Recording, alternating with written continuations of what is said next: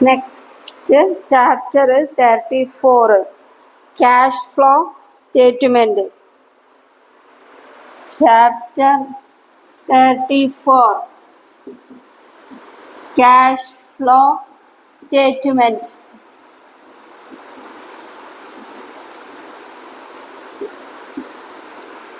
Cash flow statement. Cash flow statement എന്ന് വെച്ചാൽ ഒരു ബിസിനസ്സിലേക്ക് ക്യാഷിന്റെ ഒഴുക്ക്, ചില ബിസിനസ്സിന്റെ ഉള്ളിലേക്ക് വരുന്ന ക്യാഷും ബിസിനസ്സിൽ നിന്ന് പുറമേക്ക്, ബിസിനസ്സിന്റെ ഔട്ട്സൈഡ് പുറമേക്ക് പോകുന്ന ക്യാഷിന്റെ ഒഴുക്ക്, അതിനെയാണ് എന്ത് പറയാ, ക്യാഷ് ഫ്ലോ സ്റ്റേറ്റ്മെന്റ് എന്ന് പറയുന്നത്. ഇതിൽ ക്യാഷ് ഫ്ലോ സ്റ്റേറ്റ്മെന്റ് എന്ന് പറയുന്നത്, cash flow statement deals with the flow of cash, which includes cash equivalent as well as cash. Cash flow statement may be defined as a summary of receipt and disbursement of cash for a particular period of time. Cash flow statement എന്ന് പറഞ്ഞാൽ ഒരു നിശ്ചിത കാലയളവിൽ ബിസിനസ്സിന് ഉള്ളിലേക്ക് അല്ലെങ്കിൽ സ്ഥാപനത്തിനുള്ളിലേക്കും സ്ഥാപനത്തിന് പുറത്തേക്കുമുള്ള പണപ്രവാഹത്തിന്റെ വിവരങ്ങൾ. വെച്ചാൽ ഒരു നിശ്ചിത കാലയളവിൽ ഒരു സ്ഥാപനത്തിനുള്ളിലേക്ക് എത്രത്തോളം ക്യാഷ് വന്നു, സ്ഥാപനത്തിന്റെ പുറമേക്ക് എത്രത്തോളം ക്യാഷ് പോയിട്ടുണ്ട്, അതിന്റെ ഒരു ചുരുക്ക രൂപം, അതിന്റെ വിവരങ്ങളുടെ ഒരു രൂപം, അതിനെയാണ് ഇത് പറയുന്നത് ക്യാഷ് ഫ്ലോ സ്റ്റേറ്റ്മെന്റ് എന്ന് പറയുന്നത്. ഈ ക്യാഷ് ഫ്ലോ സ്റ്റേറ്റ്മെന്റ് പറയുന്നതിന്റെ പ്രധാന ലക്ഷ്യം എന്ന് പറയുന്നത് സ്ഥാപനത്തിലേക്കുള്ള പണത്തിന്റെ വരവും സ്ഥാപനത്തിൽ നിന്ന് നടത്തുന്ന പണവിനിയോഗവും കാണിക്കുന്ന സ്റ്റേറ്റ്മെന്റ്, അതിനെയാണ് എന്തെന്ന് പറയാ ക്യാഷ് ഫ്ലോ സ്റ്റേറ്റ്മെന്റ് എന്ന് പറയുന്നത്. ഇതിന്റെ ഒബ്ജക്റ്റീവ്സ്, ക്യാഷ് ഫ്ലോ സ്റ്റേറ്റിന്റെ ഒബ്ജക്റ്റീവ്സ് എന്ന് പറയുന്നത്, cash flow state aims at highlighting the cash generated from operating activities. അതായത് ഓപ്പറേറ്റിംഗ് ആക്ടിവിറ്റീസ്, പ്രവർത്തനങ്ങളിൽ നിന്ന്, സാധാരണ പ്രവർത്തനങ്ങളിൽ നിന്ന് നമുക്ക് എത്രത്തോളം പണം കിട്ടും എന്നുള്ളത് എന്ത് ചെയ്യുക, കണ്ടെത്താനായിട്ട് സാധിക്കും. പിന്നെ രണ്ടാമത്തെ ഒബ്ജക്റ്റീവ് എന്ന് വെച്ചാൽ cash flow statement helps in planning the schedule for repayment of loan schedule and replacement of fixed asset.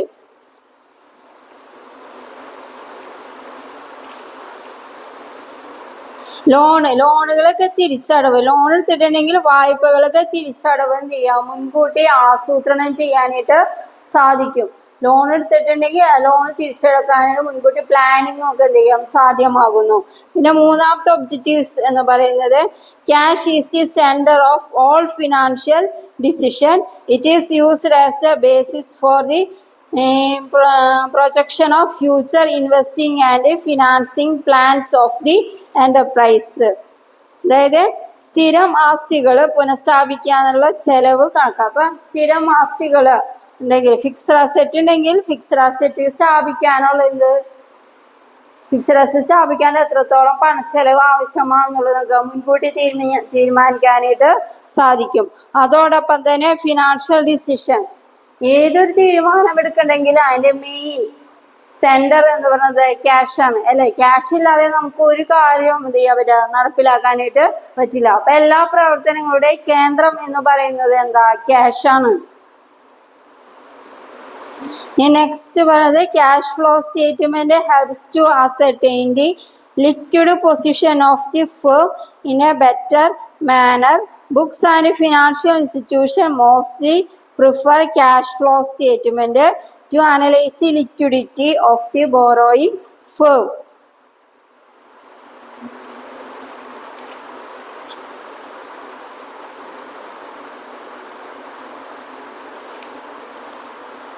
അതായത് സ്ഥാപനത്തിന്റെ ഹ്രസ്വകാല വായ്പകളും ഹ്രസ്വകാല പണലഭ്യതകളും എന്ത് ചെയ്യാൻ പറ്റും, വിലയിരുത്താനായിട്ട് സാധിക്കുന്നു. നെക്സ്റ്റ് ഒബ്ജക്റ്റീവ് എന്ന് പറയുന്നത്, cash flow statement helps in efficient and effective management of cash. അതായത് മാനേജ്മെന്റ് നല്ല കൃത്യതയും കാര്യക്ഷമതയുമായിട്ട് കൈകാര്യം ചെയ്യാനായിട്ട് സാധിക്കും. സ്ഥാപനത്തിന്റെ മാനേജ്മെന്റിന് പണം കൈകാര്യം ചെയ്യുന്നതിൽ, സ്ഥാപനത്തിനോ മാനേജ്മെന്റിനോ പണം കൈകാര്യം ചെയ്യുന്നതിൽ കൃത്യതയും കാര്യക്ഷമതയും കൈവരിക്കാനായിട്ട് സാധിക്കുന്നു. അടുത്ത പറയുന്നത് cash flow statement based on AS3 present separately cash generated and used in operating, investing and financing activities. അതായത് ക്യാഷ് ഫ്ലോ ഒരു ബിസിനസ്സിലേക്ക് അല്ലെങ്കിൽ സ്ഥാപനത്തിനുള്ളിലേക്ക് വരുന്ന ക്യാഷും സ്ഥാപനത്തിൽ പുറമേക്ക് പോകുന്ന ക്യാഷിന്റെ പ്രവർത്തനങ്ങൾ അത് വിലയിരുത്തുന്നത് 3 പ്രവർത്തനങ്ങളിലൂടെയാണ്. 3 പ്രവർത്തനം എന്ന് പറയുന്നത് ഏതൊക്കെയാ? ഓപ്പറേറ്റിംഗ് സാധാരണ പ്രവർത്തനങ്ങള്, പിന്നെ ഇൻവെസ്റ്റ് ചെയ്യാം, പുറമേയുള്ള ബാങ്കിലോ ഫിനാൻഷ്യൽ ഇൻസ്റ്റിറ്റ്യൂഷനിലോ എന്ത് ചെയ്യാം, പൈസ ഇൻവെസ്റ്റ് ചെയ്യുന്നത്. പിന്നെ 4ാമത്തെ ഫിനാൻസിങ് ആക്ടിവിറ്റീസ് ധനപരമായ പ്രവർത്തനങ്ങള്. ആ പ്രവർത്തനങ്ങൾ ഈ 3 പ്രവർത്തനങ്ങളിലൂടെയാണ് എന്ത് ക്യാഷിന്റെ ഒഴുക്ക് നമുക്ക് ചെയ്യാൻ പറ്റട്ടെ വിലയിരുത്താനായിട്ട് സാധിക്കുന്നത്.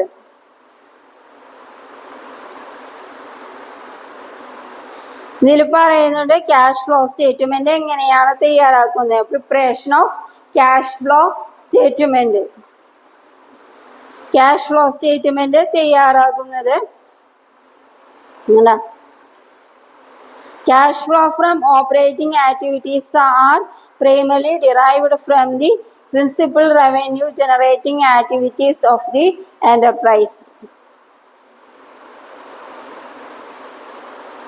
അതായത് ക്യാഷ് ഫ്ലോ ഫ്രം ഓപ്പറേറ്റിംഗ് വെച്ചാൽ പണത്തിന്റെ ഫ്ലോ, ഒരു സ്ഥാപനത്തിന്റെ പുറമേക്ക് പോകുന്ന ക്യാഷും സ്ഥാപനത്തിന് ഉള്ളിലേക്ക് വരുന്ന ക്യാഷും അത് നമ്മൾ വിലയിരുത്തുന്നത് ആ സ്ഥാപനത്തിലേക്ക് വരുന്ന ചില ഐറ്റംസ് റെസിപ്റ്റിന്റെ പേയ്മെന്റിന്റെയും അടിസ്ഥാനത്തിലാണ്. അത് ഏതൊക്കെയാണ് ആ റെസിപ്റ്റ് പേയ്മെന്റ് എന്നാണ് പറയുന്നത്. ഫസ്റ്റ് പോയിന്റ് പറയുന്നത് cash receipt from the sale of goods and rendering service. അത് സാധാരണ പ്രവർത്തനങ്ങളിൽ നിന്നുള്ള ക്യാഷ്.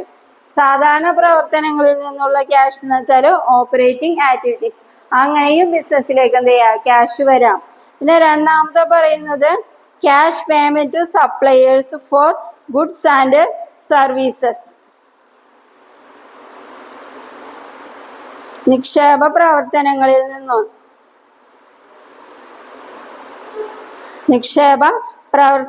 നിന്നുള്ള ക്യാഷ്. പിന്നെ cash payment to employees. First പറയുന്നത് ഓപ്പറേറ്റിംഗ് ആക്ടിവിറ്റീസ് എന്ന് പറഞ്ഞാൽ സാധാരണ പ്രവർത്തനങ്ങളിൽ നിന്നുള്ള ക്യാഷ്. സാധാരണ പ്രവർത്തനങ്ങളിൽ നിന്നുള്ള ക്യാഷ്. 2ാമത് പറയുന്നത് ക്യാഷ് ഫ്ലോ ഫ്രം ആക്ടിവിറ്റീസ്, നിക്ഷേപ പ്രവർത്തനങ്ങളിൽ നിന്നുള്ള ക്യാഷ്. പിന്നെ 3ാമത് പറയുന്നത് ഫിനാൻസിങ് ആക്ടിവിറ്റീസ്, സാമ്പത്തിക പ്രവർത്തനങ്ങളിൽ നിന്നുള്ള ക്യാഷ്. അങ്ങനെ 3 ആക്ടിവിറ്റീസിൽ നിന്നാണ് ക്യാഷ് വരുന്നതും ക്യാഷ് പോകുന്നതും.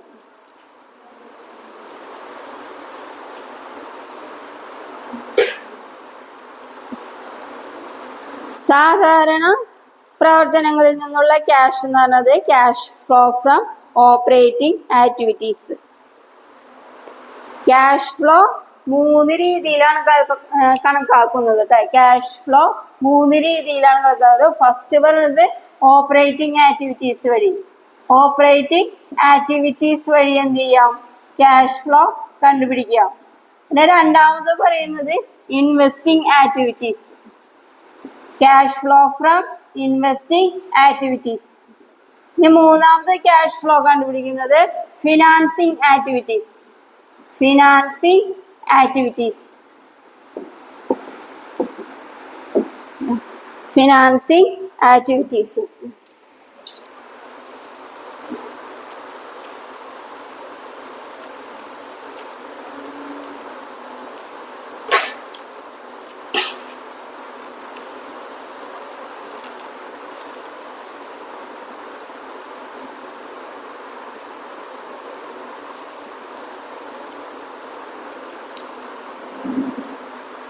Cash flow from operating activities ഉണ്ട്. ക്യാഷ് ഫ്ലോ ഫ്രം ഓപ്പറേറ്റിംഗ് ആക്ടിവിറ്റീസിന്റെ ഫോർമാറ്റ് തന്നിട്ടുണ്ട് പേജ് നമ്പർ 367.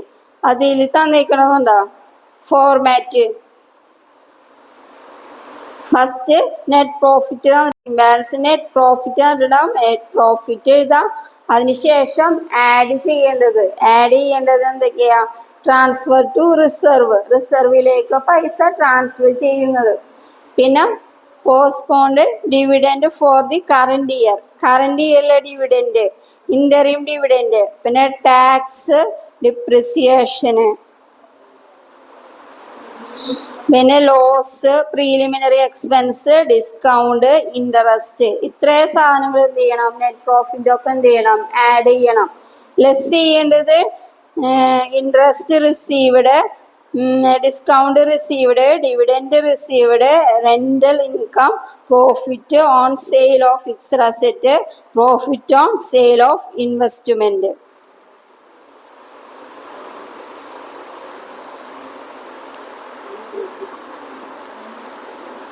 ഓപ്പറേറ്റിംഗ് ആക്ടിവിറ്റീസ്, സാധാരണ പ്രവർത്തനങ്ങളിൽ നിന്നുള്ള ക്യാഷ് ഫ്ലോ കണ്ടുപിടിക്കുന്ന രീതിയാണ് പറയുന്നത്.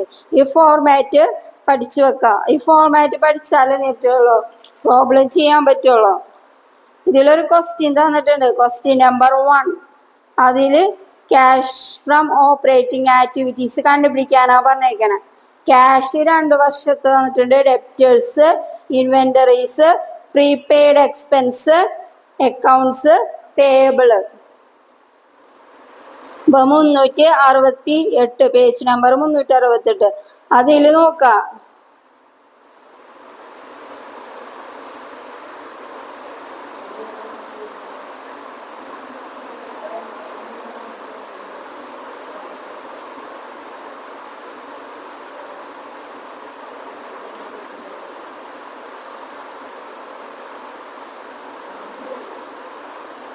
ഇതിൽ തന്നിട്ടുണ്ട് net income. Net income first എന്ത് ചെയ്യണം?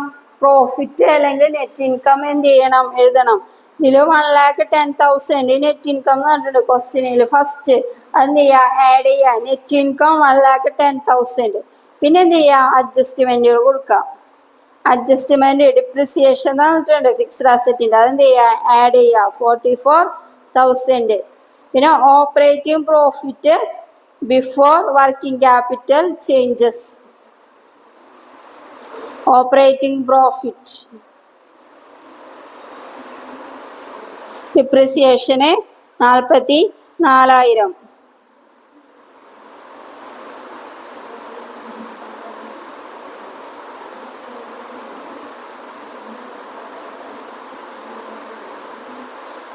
പിന്നെ കറണ്ട് അസറ്റ്, ഇതിൽ കറണ്ട് അസറ്റ് എന്തൊക്കെയാ തന്നേക്കണേ? അതൊക്കെ ആഡ് ചെയ്യാം. കറണ്ട് അസറ്റ് ഇതിൽ തന്നിരിക്കണത് എന്താ? 2 വർഷത്തെയും കറണ്ട് അസറ്റ് തന്നിട്ടുണ്ടാവും. അപ്പൊ അതിൽ ഡിക്രീസ് ആണെങ്കിൽ എന്ത് ചെയ്യാ? ആഡ് ചെയ്യാം. കറണ്ട് അസറ്റ് ഡിക്രീസ് ആണെങ്കിൽ ആഡ് ചെയ്യാം. കറണ്ട് അസറ്റ് ഇൻക്രീസ് ആണെങ്കിൽ ലെസ് ചെയ്യാം. അതേപോലെ ലയബിലിറ്റീസ് ഇൻക്രീസ് ആണെങ്കിൽ ലെസ് ചെയ്യാം, ഡിക്രീസ് ആണെങ്കിൽ ആഡ് ചെയ്യാം. അപ്പൊ ഇതിൽ 2 വർഷത്തിൽ തന്നിട്ടുണ്ട്. അപ്പൊ ഇൻവെന്ററി എന്ന് പറയുന്നത് എന്താണ്? 10,000. ഇൻവെന്ററി 2 വർഷത്തെ 2,90,000 3 lakh. അപ്പൊ 10,000.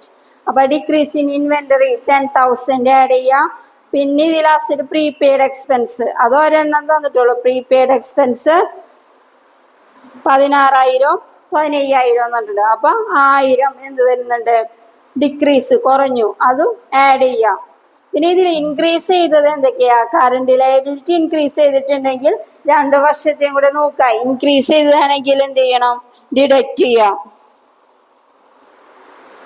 എന്നിട്ട് നെറ്റ് പ്രോഫിറ്റിന്റെ എമൗണ്ട് കൂടെ എന്ത് ചെയ്യാം? ആഡ് ചെയ്യേണ്ടതൊക്കെ ആഡ് ചെയ്യാം. അതിൽ നിന്ന് ലെസ് ചെയ്യേണ്ടത് ലെസ് ചെയ്തിട്ട് എന്ത് ചെയ്യാം? എമൗണ്ട് കണ്ടുപിടിക്കാം. ഇതാണ് cash flow from operating activities.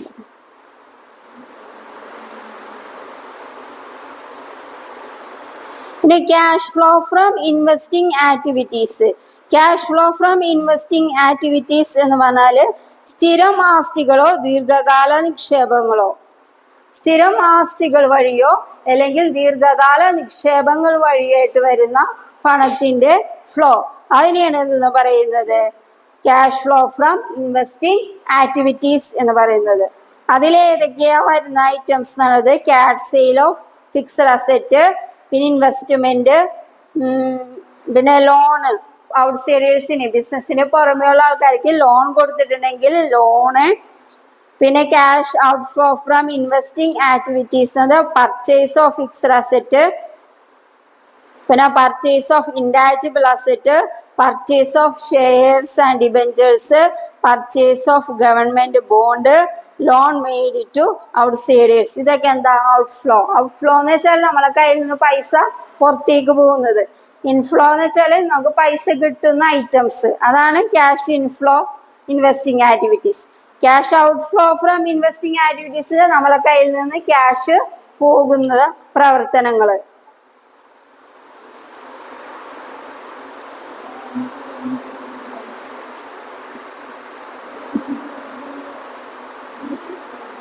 ഇതിൽ ഫോർമാറ്റ് കൊടുത്തിട്ടുണ്ട്, പേജ് നമ്പർ 370.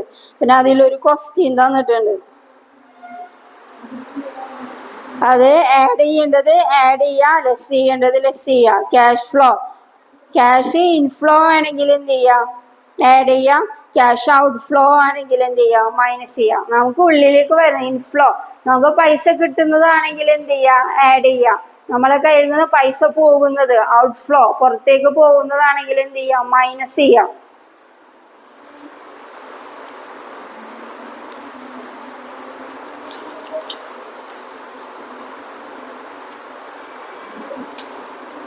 ഇനി cash flow from financing activities. Cash flow from financing activities. ഇതിൽ ഒരു question cash flow from investing activities ഉണ്ട്. അതിലൊരു പ്രോബ്ലം തന്നിട്ടുണ്ട്. Question number 2, page number 370. അതിൽ ഓപ്പണിങ്ങും ക്ലോസിങ്ങും തന്നിട്ടുണ്ട്. മെഷീനറി, അക്യുമുലേറ്റഡ് ഡിപ്രിസിയേഷന്, പാറ്റന്റ്, പിന്നെ അഡീഷണൽ ഇൻഫോർമേഷൻ ഒക്കെ തന്നിട്ടുണ്ട്.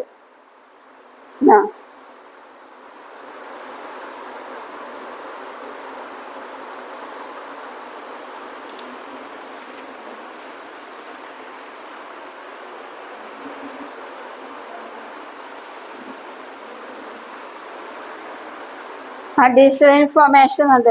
അതിൽ തന്നിക്കണത് നോക്കാം. Cash flow from investing activities കാണാനാണ്. അപ്പൊ ഇൻഫ്ലോ ഫസ്റ്റ് എന്ത് ചെയ്യുക, ഇൻഫ്ലോ നമ്മൾ ഉള്ളിലേക്ക് നമുക്ക് പൈസ കിട്ടുന്ന ആക്ടിവിറ്റീസ് ഫസ്റ്റ് എഴുതാം. ഇൻഫ്ലോ, ഇൻഫ്ലോ ആയിട്ട് വരുന്ന ആക്ടിവിറ്റീസ് എന്തൊക്കെയാ ഇതില്, മെഷീനറി സെയിൽ ചെയ്യണത് അല്ലേ, മെഷീനറി സെയിൽ ചെയ്യണുണ്ട്. എത്ര രൂപക്ക്, 20,000. കണ്ട അഡീഷണൽ ഇൻഫോർമേഷനിൽ ഇത് തന്നിട്ടുണ്ട്. Sold for rupees 20,000. അപ്പൊ സെയിൽ ചെയ്യുമ്പോ ക്യാഷ് കിട്ടുന്നതാ ഇൻഫ്ലോ ആണ്. അപ്പൊ inflow from sale of machinery 20,000. പിന്നെ വരുന്നത് പാറ്റന്റ് സെയിൽ ചെയ്യുന്നുണ്ട്. Patent, inflow from sale of patent.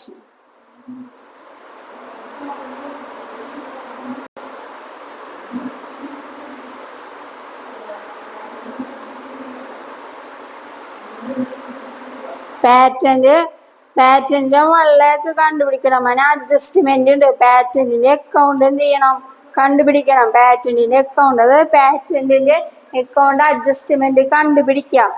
അതായത് പാറ്റന്റിൽ നമുക്ക് തന്നേക്കണ എമൗണ്ട് എത്രയാ, 2,80,000. അത് എന്ത് ചെയ്യണം, ബാലൻസ് ബ്രോ ഡൗൺ എന്ന് പറഞ്ഞിട്ട് എഴുതാം, 2,80,000. പിന്നെ അതിൽ പാറ്റന്റിന്റെ വരുന്നത് 1,60,000 വരുന്നുണ്ട്. അത് ബാലൻസ് ക്യാരി ഡൗൺ എന്ന് പറഞ്ഞിട്ട് എന്ത് ചെയ്യാ, പാറ്റന്റിന്റെ ലെഡ്ജർ അക്കൗണ്ടിൽ എഴുതാം, ബാലൻസ് ക്യാരി ഡൗൺ എന്ന് പറഞ്ഞിട്ട്. പിന്നെ state bank account, inflow statement of profit and loss account. അത് പാറ്റന്റ് സെയിൽ ചെയ്തപ്പോ കിട്ടിയത്.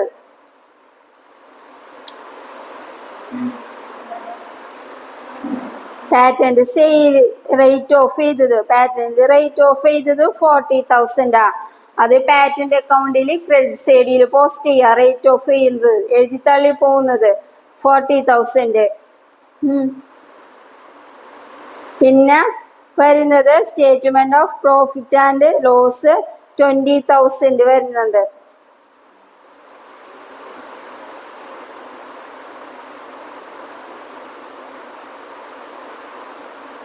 അതെന്ത് ചെയ്യാം, ക്രെഡിറ്റ് ചെയ്യാം. ബാലൻസ് ചെയ്യുമ്പോൾ ക്രെഡിറ്റ് സൈഡിൽ 1 lakh ബാലൻസിങ് ഫിഗർ കിട്ടും. ആ ബാലൻസിങ് ഫിഗർ ആണ് എന്തെന്ന് പറയുന്നത്, പാറ്റന്റ് അക്കൗണ്ടിന്റെ എന്തിൽ എഴുതേണ്ടത്, ഇൻവെസ്റ്റിംഗ് ആക്ടിവിറ്റീസിൽ എഴുതുന്നത്. Cash flow from investing activities എഴുതേണ്ടത് 1 lakh. പിന്നെ നമ്മളെ കയ്യിൽ നിന്ന് പോകുന്ന ക്യാഷ്, നമ്മളെ കയ്യിൽ നിന്ന് ക്യാഷ് പോകുന്നത് എങ്ങനെയാ, മെഷീനറി പർച്ചേസ് ചെയ്യുമ്പോൾ അല്ലേ. മെഷീനറി പർച്ചേസ് ചെയ്യുമ്പോൾ എത്രത്തോളം പൈസ ഇതായെന്നുള്ളതും അതും ഇതുപോലെ തന്നെ എന്ത് ചെയ്യണം, മെഷീനറി അക്കൗണ്ടിന്റെ ലെഡ്ജർ അക്കൗണ്ട് തയ്യാറാക്കണം. അപ്പൊ അതിൽ ബാലൻസ് കിട്ടുന്നത് എത്രയാ, 60,000.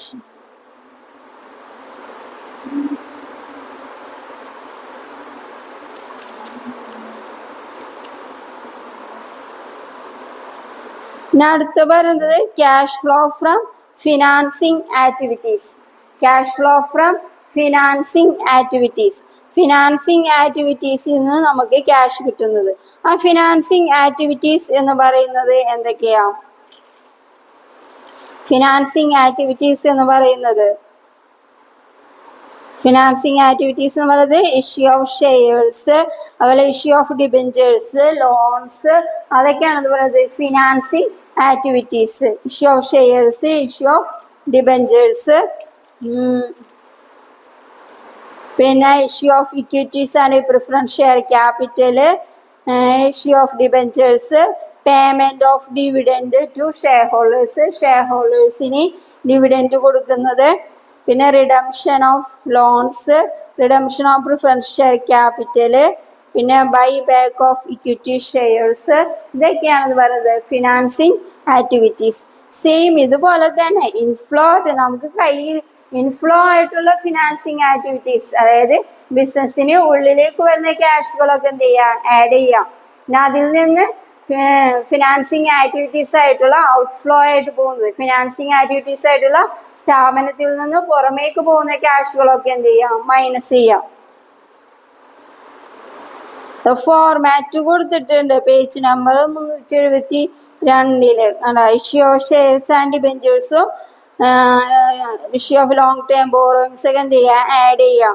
ലെസ് ചെയ്യേണ്ടത് എന്താ, ഡിവിഡൻഡ് കൊടുക്കുന്നത്, ഇന്ററിം ഡിവിഡൻഡ് കൊടുക്കുന്നത്, അതൊക്കെ പൈസ പോകുന്നതല്ലേ. അപ്പൊ അതൊക്കെ എന്ത് ചെയ്യാം, മൈനസ് ചെയ്യാം. പൈസ കിട്ടുന്നതൊക്കെ എന്ത് ചെയ്യാം, ആഡ് ചെയ്യാം. പൈസ പോകുന്നതൊക്കെ എന്ത് ചെയ്യാം, മൈനസ് ചെയ്യാം. ഇതില് ക്വസ്റ്റ്യൻ നമ്പർ 3 പേജ് നമ്പർ 372. അതിൽ ഫിനാൻസിങ് ആക്ടിവിറ്റീസ് കണ്ടുപിടിക്കാൻ പറഞ്ഞിട്ടുണ്ട്. അപ്പൊ ഇതിൽ ഫസ്റ്റ് വരുന്നത് cash proceeds from the issue of shares. Share issue ചെയ്തിട്ട് നമുക്ക് ക്യാഷ് കിട്ടിയത്. ചില പുറമേ ഉള്ള പബ്ലിക്കിന്റെ ഷെയർ ഇഷ്യൂ ചെയ്യുമ്പോൾ പബ്ലിക്കിന്റെ കയ്യിൽ നിന്ന് നമുക്ക് എന്ത് കിട്ടും, പൈസ കിട്ടും ഇല്ലേ, അത് ക്യാഷ് ഇൻഫ്ലോ ആണ്. അപ്പോ cash proceeds from the issue of shares എന്ന് പറയുന്നത് എത്ര വരും, ഇതില് 1,10,000 വരും. 1,10,000 എന്ന് പറഞ്ഞാല് 4 lakh equity share capital 4 lakh 5 lakh ആണ്. 2 വർഷത്ത്, ആദ്യത്തെ വർഷത്ത് 4 ലക്ഷം, രണ്ടാമത്തെ വർഷത്ത് 5 ലക്ഷം. അപ്പൊ ഡിഫറൻസ് എന്ന് പറഞ്ഞത് എന്താ, 1 lakh ആണ്. 1 lakhന്റെ ഒപ്പം ഏറ്റവും ലാസ്റ്റ് ഉണ്ട് സെക്യൂരിറ്റി പ്രീമിയം 40,000 50,000, അതും ഒരു 10,000 കൂടുതലുണ്ട്. അപ്പൊ നേരത്തെ 1 lakh സെക്യൂരിറ്റി പ്രീമിയത്തിലെ ഡിഫറൻസ് 10,000, അതും രണ്ടും കൂടെ ടോട്ടലാണ് എന്ത് 1,10,000. അത് ക്യാഷ് ആണ്, ക്യാഷ് ആയിട്ട് കിട്ടുന്നതാ. അപ്പൊ 1,10,000 ക്യാഷ് ഇൻഫ്ലോ ആണ്. അതിൽ നിന്ന് പിന്നെ നമ്മളെ കയ്യിൽ നിന്ന് ക്യാഷ് പോകുന്നത് എന്ത് ചെയ്യാം, മൈനസ് ചെയ്യാം. ഇതിൽ നിന്ന് ക്യാഷ് പോകുന്നത് ഏതൊക്കെയാ, ഇൻട്രസ്റ്റ് കൊടുക്കുന്നത്,